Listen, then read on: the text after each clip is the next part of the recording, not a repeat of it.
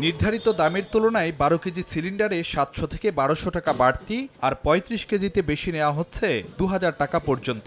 তারপরও দোকানে দোকানে সাঁটানো এলপি গ্যাস না থাকার নোটিশ। গত মাসখানেক ধরেই চলছে এমন নজিরবিহীন নৈরাজ্য। সিলিন্ডার প্রতি গড়ে ১০০০ টাকা বাড়তি নেওয়া হলেও মাত্র এক মাসে গ্রাহকের পকেট থেকে লুট হওয়া অর্থের পরিমাণ কমপক্ষে ২.৫ থেকে ৩,০০০ কোটি টাকা। বিপুল অঙ্কের এই টাকা লুট আর গ্রাহকের চরম ভোগান্তির পর অবশেষে বাড়ছে এলপি গ্যাস আমদানির হার।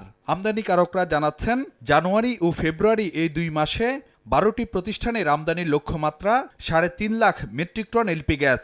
লোয়াবের প্রত্যেকটা মেম্বার ওয়ার্ক করছে এবং কিছু জাহাজ অলরেডি অন দ্য প্রসেস। বাংলাদেশের প্রাইভেট সেক্টর কিন্তু অনেক বেশি অ্যাক্টিভ।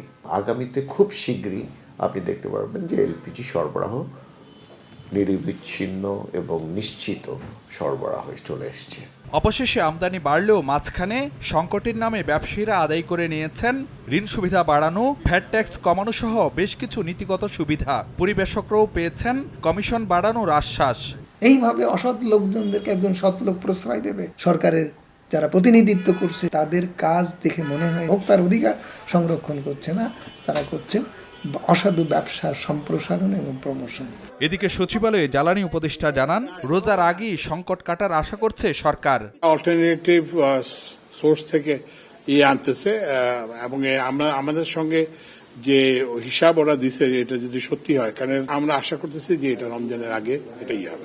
উপদেষ্টা জানান, এখন থেকে বেসরকারি খাতের পাশাপাশি এলপিজি আমদানি করবে সরকারি প্রতিষ্ঠানও। ফারুক ভিয়া, রবিন, সময় সংবাদ, ঢাকা।